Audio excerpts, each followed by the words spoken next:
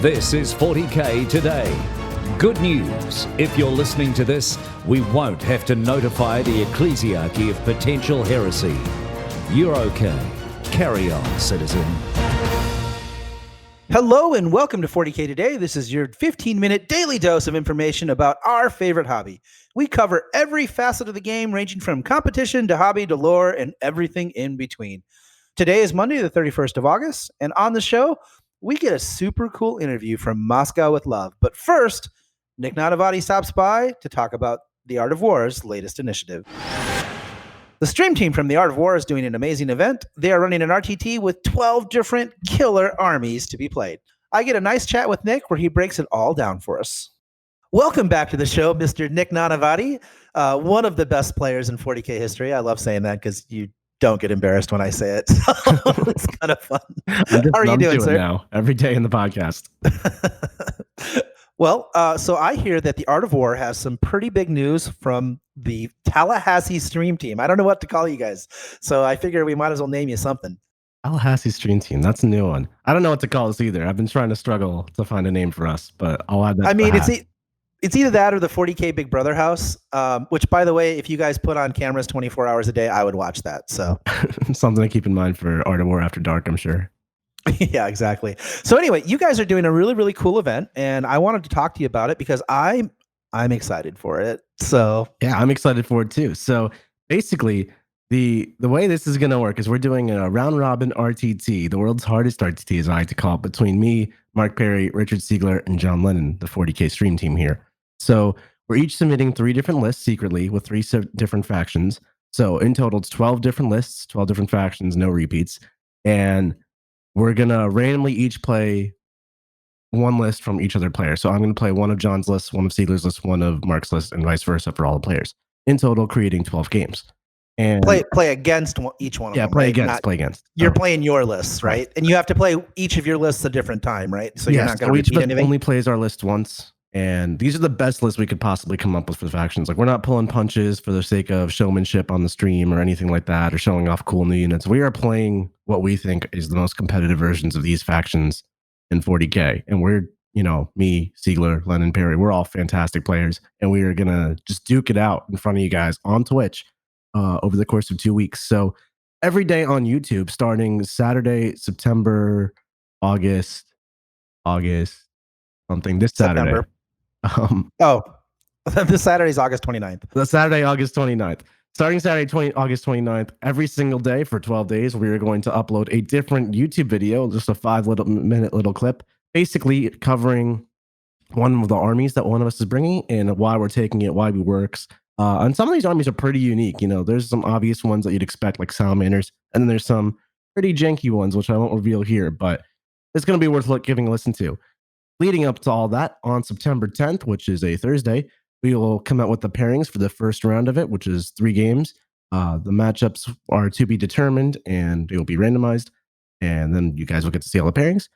Friday, September 11th, we will be doing the first round. Saturday, September 12th, we'll be doing the second, and Sunday, September 13th, we'll be doing the third.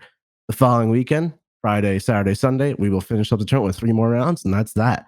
Those pairings will go up after the first round is done. And you can catch all these games live on Twitch at twitch.tv/AOW40K. It's free to watch. Just come in, hang out, learn some high-level 40K, watch some high-level 40K, be entertained. Yeah, it's going to be great 40K. And just so listeners understand how seriously these guys are taking it, they all sent me their lists in secret so nobody could get a leg up on knowing what other people were doing. We care about this more than like the ITC championships. This is for bragging rights. We're playing for a tiara that one of our subscribers is sending us, like his little daughter's tiara. This is some serious stakes right here. Yeah, and also the Smack Talk has been delicious. So not only will it be really good 40K, but I imagine there'll be a little talking, a little John going on, which will make it fun too. I'm gonna kill him. I'm just gonna kill him. Nick cannot talk smack, by the way. He's by far, like, if we were to rate everybody on smack talking in the house, Nick is 4th. Hey. Which is really weird because Siegler's in the house and he's literally a robot, but that's just how that works. Thanks, John. Maybe not the nicest thing I've ever said to you, but whatever. So do you want to just talk about like some of the factions that we represented? I mean, I know you don't have to go through the individual lists, but I mean, people are going to see AdMech, right? And Yeah, so Death it's Guard. all the ones you'd expect. There's AdMech, there's Death Guard, there's Salamanders. I would just be lying to you if I said John wasn't busting out his white scars. But then there's some janky ones too. I'll give a spoiler. Mr. Siegs is not bringing Tau. Is always a fun little topic to converse about. Mark is playing a whole bunch of weird factions. I'm playing a whole bunch of weird factions. But honestly, I believe in all the factions that we're playing. Like, I genuinely think the weird stuff I'm bringing that's not super mainstream right now, like Salamanders, is going to actually put up a real fight here and dominate. I think it's super exciting. Like, handicap this for me. Who do you think is going to win? All right, so we have determined the pairings. I can't reveal the secret sauce yet. That's what you gotta check out our YouTube channel for. That's AOW40K on YouTube. But based on strength of schedule, if I do say so myself, pretty objectively, I have randomly in air quotes here, got the hardest strength of schedule out of the whole thing. So that's always fun. I'd be a liar if I said I wasn't betting on myself to take it down. Failing me, I think John's got a good path here to victory. Yeah, John's sort of sneaky good, but I will never bet against Siegler, ever. That guy finds a way to win. He's just so analytical, and he just plays very, very, very well. So I'm going to put my money on Siegs. You'll be a close second. And then, I just think it was going to be great 40K. So everybody should check it out. There'll be links in the show notes to both the YouTube and the Twitch. Get ready to get hyped because it's going to be some of the best 40K to watch anywhere. Yeah, it's going to be super awesome. Super pumped to do it. You guys can hang out, just watch. You can donate. You can subscribe. You can just follow along and learn some super awesome competitive 40K. And it'll be, like John said, a lot of smack talk. I'll do my best. Mark will probably eat me. It'll be fun. Maybe he'll suplex you. Oh, not again. All right. Thanks for everyone for tuning in and watch this space. Who's with me in rooting for the robot? Today's episode of 40K Today is brought to you by Frontline Gaming. Frontline Gaming is a one-stop shop for all your Warhammer hobby needs, discounted products, American-made gaming mats and terrain, and a full line of miniatures painting service and daily hobby content. And this can all be found at frontlinegaming.org. And welcome back. We get to do something super cool this week. Alex and Artemi join us all the way from Russia. They talk about the scene in Russia, and we get to learn about the kind of events that they run there. Hello and welcome to a very special interview from across the world. We've got two players here, actually a player and a tournament organizer from Russia. They're from the motherland. And I'm going to introduce Alex in just a second. And this interview is going to be a little bit different. Artemi, who does a lot of the tournament organizations, he's actually prepared something in English. He normally doesn't speak a lot of English. So he's going to read his statement, and then we're going to go through a couple of questions where Alex will translate for us. So this is pretty cool. This is a little bit of world culture. And Alex, why don't you go ahead and introduce Artemi and yourself, and then let's get started. Okay, my name's Alex. I'm not as good a player like Artemi. He's much better player, and he's much better tournament organizer than anyone I know. So he's done a great job of organizing, I think, like 135 tournaments across 2 years of a lifespan. In the 8th edition, he plays in one of the most proficient teams in our country, and he's doing just a great work. And the reason why we like with the translator, with myself, and so on, just as you said, there are not plenty of people in Russia who actually speaks English. Like you come to Moscow and you rarely see even a sign on the street written in English. So that's why it's just you don't have enough time or space or opportunities to practice English. So that's just okay. But we still play the same game as you do. Yeah, exactly. And I think that's what's great is even though we may not speak the same language, we share the same passion, which is pretty cool. So why don't you go ahead and have Artemi tell us about him and his tournament scene, and then we'll ask a couple quick questions. Yeah, Temi, so that's your turn to shine. Okay, hey everybody. When we speak about the hobby of Warhammer in Russia, we should point out that Russia is rather a huge country. So there are a lot of different communities divided by those long distances between each other. The biggest community, of course, in Moscow and St. Petersburg. but there are many players in Kazan and in some of Siberian cities. I myself was present on Pairs tourney in Yekaterinburg and on Teams tournament in Chelyabinsk, where we got the first place. I'm personally from Moscow, and here I organize my tournaments. We also should understand that in coverage of our audience of our wonderful hobby is much smaller than in Western countries, and most of the players here are students of universities or even schools, and they don't have enough money and resources for their army's fast development. But I do respect their devotion to the game, their will to play, and their fire in their eyes. I have been running my tournaments for 3 years already, and from the very beginning, I aimed at splitting beginners and more proficient player. I don't really know how it's in your place, but here most beginners are afraid to visit tournaments. They keep on thinking that they have no chances to win, that every one of their opponents is power gamers and WAG players, that everybody here is toxic, cheaters, and aggressive. And to build up a comfort zone for such players, for beginners, I conducted my own rating system. When you win a nominal tournament, you get 3 points. Runners up get 2 points, and the third places gets 1 point. When you score 6 points, you are considered to be an experienced player, and after that, you are banned from beginners tournaments. But now I switched that system and began using elo rating as in chess. Your start rating is 1,600 points, and you are become an experienced player as soon as you get to 70-15. And now I have run 135 tournaments up to date. Most of the tournaments were 1,000 points. Also, one of the most popular thing here is the pairs tournament. You take a friend, you build up a roster with some of interesting ideas, synergies, and so on, and then you play both rosters as one army against other players on one table. I once again don't know if you play something similar, but those tournaments have become my own feature, and I run those once each month. Here we don't really like 2,000 points tournaments. It takes too much time and energy to play those in a day. Also, my club runs some D&D stuff, MTG stuff, and so we have to share the place.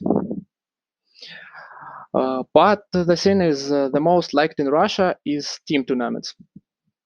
They can be of a different format in any part of our country. For example, each season there is a huge tournament in Moscow consisting of 16 teams across the country. In each team we have 8 players, so that's plenty of people. And to sing in such tournament is not an easy feat. Everybody wants to play, so places are severely limited.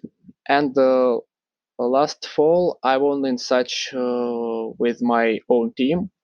Players from such tournaments, especially those who took places, gain a lot of respect from our community. Also, I run some team tournaments as well. There are 20-50 points with 3 players in team. Lately, I have been thinking about that format in the reality of the 9th edition of Warhammer, and I plan to run such in September. So, welcome to Russia, and we will play with you in our country. Definitely will. Yes, definitely we will. Very, very, very cool. Well, thank you for sharing that. I do have a couple questions. So, Alex, if you could ask Artemy for me, Yes. what yes, I will. motivates him to be a tournament organizer? Because that's a lot of work. Like, where does that drive come from, and how did he get started? Скажи, что тебя смотивировало организовывать турниры и от чего у тебя вот происходит этот драйв? Почему ты хочешь продолжать дальше этим заниматься? Можешь по-русски, я переведу. Хорошо. Sorry for my terrible English. Now I will speak in Russia. In Russian, yeah. Uh, I'll just translate you, yeah. Меня мотивировало то, что когда я был новичком, было очень тяжело начать играть в турниры. И я решил организовать лучшую систему, как я говорил, для новичков. И первые мои турниры были только для новичков, для тех, кто начинает играть, для тех, кто ничего не знает о турнирном Вархаммере. И потом таких людей стало просто много. Они стали более опытными, и мне пришлось разделить на высшую лигу и группу для новичков. Людей становилось все больше, и сейчас мне просто нравится общаться с новыми людьми, помогать им войти в наше хобби, и чтобы они помочь им развиваться дальше в этом направлении. So the thing is the personal experience. When he was a beginner, it was a rather difficult task to start playing the tournaments when you are the beginner. So the thing that drives him to start those tournament organizing things is just to help those beginners to get involved in the game. And so he started his first tournaments just for the beginners, for those who probably finished playing Garage Hammer, but wanted to meet new people on some more competitive level. And so those beginners, their numbers grew. And so after some time, he divided them into groups, right? Something like NFL, NHL, right? The top league and the other beginners. And now he's just glad to see more people, more new people, helping them developing their own style of game, helping them getting into our wonderful hobby, because it's just great. You are meeting new people, new stuff, and you get those types of communication with each other. That's awesome. It sounds like a wonderful system. This idea that, players sort of become experienced players and then they're no longer allowed to go beat up on the new players so that they have kind of a safe space to get used to tournament play. I think that's wonderful. And I really appreciate you guys coming on the show. I'd love to have you back so we can talk some more about the meta sometime. Would you guys be willing to come back and have another interview maybe in a month or two and see how things are going in 9th edition for you? Yes, we have started our tournaments already in Russia because the COVID situation is much better, I think, in Moscow than it was before. So we have started playing right now. So on the tournaments, we don't have that a lot of I don't know how it's called, restrictions and so on. So we're still using those masks and hand sanitizers and so on. But we have started, and our meta is rather competitive, as always. All right. You've seen Russian players on the tournaments. Thank you so much, Alex, and thank you so much for Artemy for joining us and giving us a pretty unique interview here. And I wish you guys all the best, and we'll talk again soon. You're welcome. Thank you. Thank you, John. I know that interview was a little bit long, folks, but I think it was worth it. It was really, really cool to see how selfless people, even over in Russia, run events just like we do here. Maybe we're not so different. Okay, 40K folks, let's get pumped. It's time for Model of the Day. It's the model of the day, the model of the day, the model of the day. Today's Model of the Day is a super fun one. It's a Space Marine Impulsor brought to us by AZ40K Painting that is weathered beautifully with a ton of battle damage. Its yellows and reds really pop, but the defining feature is a little bit of whimsy. It's got a huge angry face painted right on the front of it, and you literally have to see it. It's so fun and unique and just has a ton of personality.